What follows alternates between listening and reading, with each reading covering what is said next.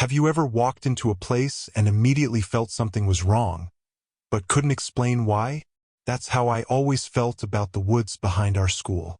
It was just a patch of forest, technically off-limits, but everyone went there. Kids snuck out during lunch, couples used it to hide, and sometimes people just wandered in. But everyone at our school knew one thing. There's a rule. Never look back once you enter. Nobody really explained where the rule came from. It was just one of those things you grow up hearing. Whispers from older students, warnings written on bathroom walls. Some said it was just a dumb tradition to scare freshmen. Others said nothing. They just gave you this look when you asked. A look that said, "Don't be stupid. Just listen." I used to laugh at it. Rules like that are made to be broken, right? It was a cold Friday in October when we finally decided to go in. There were 4 of us, me, Leo, Marcus, and Danny. We'd been talking about it for weeks. "Just to prove it's BS," Leo said. "Nothing's back there except old trees and maybe a homeless guy." I don't know why I said yes. I think part of me wanted to prove I wasn't scared. We waited until after school, when the yard was empty. The sun was already low, spilling this weird orange light across everything. I remember thinking how quiet it was. Too quiet. Even the leaves seemed to stop moving. No one said much as we stepped past the chain-link fence. It was like crossing into another world. The air felt heavier, colder. Branches arched over the path like ribs. And even though we could still see the school behind us, it felt distant, like a memory we were already forgetting. Leo went first, then Danny, then Marcus. I hesitated. 1 step, 2, 3. I didn't look back. None of us did. Not because we believed in the rule, but because suddenly we didn't want to. There was no path, really. Just soft ground, fallen leaves, the occasional crunch of something dry beneath our shoes. The deeper we went, the darker it got. Trees blocked the light in strange, unnatural ways. Marcus tried to joke, but it came out forced. Danny kept glancing over his shoulder but didn't turn his head. I noticed his hands were clenched. After 10 minutes, we hadn't seen anything weird. Just trees and shadows. Then Leo stopped. "There it is," he said. The tree. In the middle of a small clearing stood this twisted, blackened oak. Its bark was split open like veins, and one thick branch curled down like a hooked finger. I didn't know what I expected. Not this. Not a tree that looked wrong. "That's where they say it happens," Leo whispered. "What happens?" I asked. He didn't answer. The silence was deep now. Not just quiet, empty. Like sound itself had left the forest. I felt something in my gut tighten. Instinct. I wanted to leave. And then I heard it. A whisper. Not loud, not even clear. Just a shift in the air. A syllable, maybe, or breath, came from behind me. I almost turned. Almost. But I remembered the rule. My skin went cold. I looked at the others. Their eyes were wide. They'd heard it too.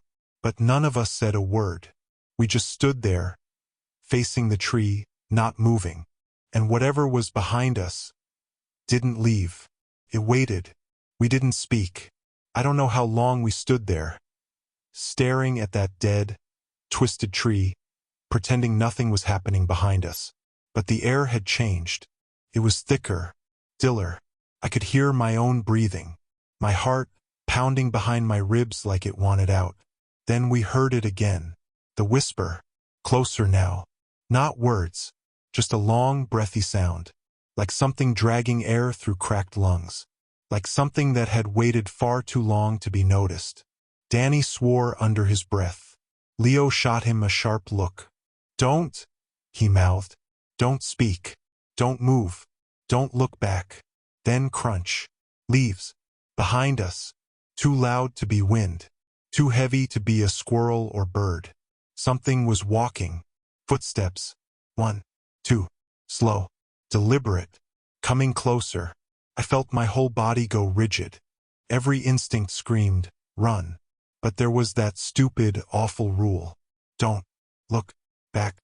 Leo turned slightly, not fully, just enough to glance sideways. His jaw clenched. Marcus started to shake.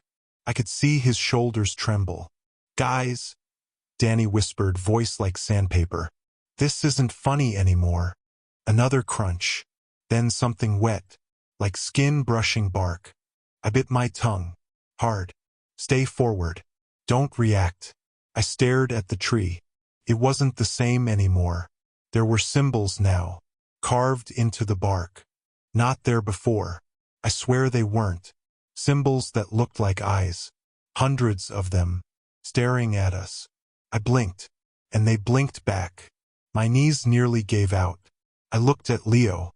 His face was pale, his lips moving in silence. A prayer, maybe. Then we heard it, clearer this time. A voice. Low. Wrong. Like something imitating a person. Who turned around?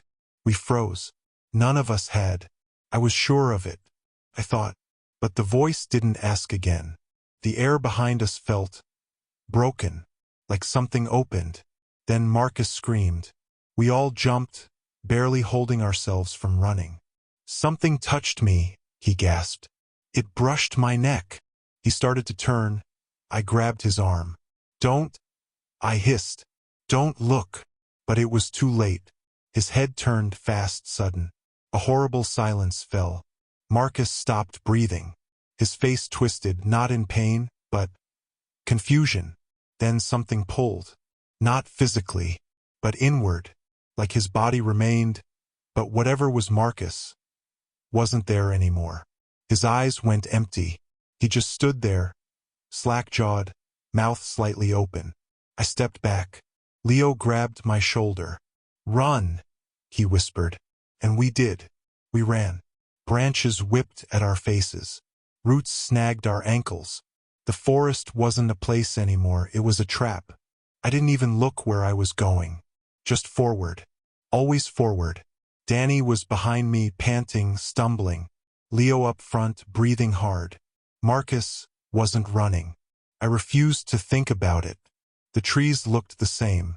No matter where we turned, the same bent trunk, the same knot like a closed eye. No birds. No wind. Just the sound of us. Crashing through something that didn't want us to leave. And then silence. Leo stopped so suddenly I nearly slammed into him. He was pointing. Up ahead, our school. Right there. Half hidden behind the trees. Quiet. Still. Like nothing had happened. We exhaled at the same time. We ran harder. Closer. Closer. Until I blinked. And it was gone. Just trees. We stared, panting. Danny swore again, this time louder. It was right there. Leo didn't say a word.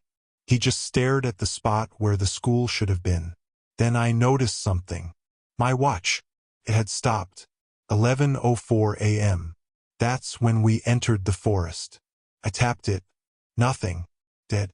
I pulled out my phone, also dead. Danny checked his. Same.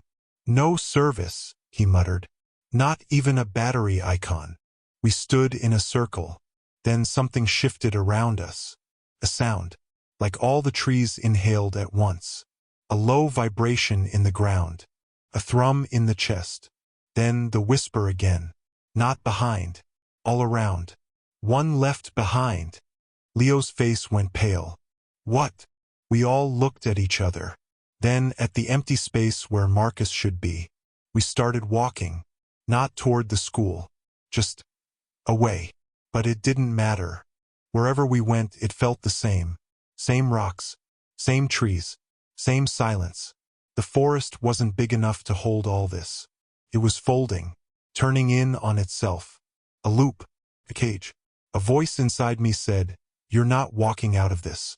Leo suddenly stopped again. "I saw that tree," he whispered. Already. He was right. The twisted bark. The hollow center. Like a mouth. We'd passed it 3 times. Danny kicked the ground, screamed. Then silence again. And in that silence, a new sound. Footsteps. Behind us. Again. I didn't look. Couldn't. But I felt it. Breathing. Right there. A soft exhale down my neck. Then, something touched my hand. Cold. dry, familiar. I turned my head just enough to see Leo's expression. His eyes were locked ahead, and he was whispering, lips barely moving. "Don't look, don't look, don't look." We stopped again. No one dared to breathe. Leo looked around, eyes wide. "I'm done running." Danny shook his head, but Marcus was gone. No one argued. We followed Leo to the twisted tree, the one with the carved eyes. His hands trembled as he reached out to touch the bark. Then he spoke. "This isn't just a story, not a warning." He told us what he'd found in an old book, a local legend, a creature bound to the forest, a shadow that follows those who break the rule. "Don't look back," the legend said, "because if you do, it finds you. It's not a ghost, not a spirit, it's something older, something that feeds on fear. Once it catches you, it takes a piece of your soul. You don't die, you disappear. Or worse, the forest tricks you, bends time and space, makes you walk in circles until you're lost forever." We looked around, suddenly terrified of every shadow, every whisper. Then the wind changed, a cold breeze, carrying a voice that sounded like Marcus. "Help me." I wanted to turn, to run toward it, but the rule screamed in my mind, "Don't look back." Leo grabbed my arm. "It's a trap." We waited. The forest was silent, but I felt eyes on us, watching, waiting. Then a low growl from behind. The ground shook. Something large was moving toward us. I closed my eyes. When I opened them, Marcus was there, or what was left of him. His skin was pale, almost translucent. His eyes black voids. He smiled, a slow, cruel smile. Then he spoke, but not with words, with a sound that was all wrong, like 1,000 voices in one. "Why did you leave me?" We turned and ran. The forest swallowed us whole. I woke up in my bed. Sunlight was streaming through the window. Everything seemed normal. I blinked, checked my phone. Messages from my friends. They were fine. We had all escaped the forest. Or so I thought. I met them at school. They laughed, joked, like nothing had happened. But I couldn't shake it. The feeling that I wasn't really awake. Like the shadows from the forest were still watching me. Like the whisper was still there, just at the edge of hearing. And my watch still stopped at 11:04. I asked my friends if they remembered Marcus. They stared at me blankly. "Marcus? Who's Marcus?" My blood ran cold. Had I imagined him? The whole nightmare? Or was it something else? Because deep down I knew the forest wasn't done with me. And maybe it never would be.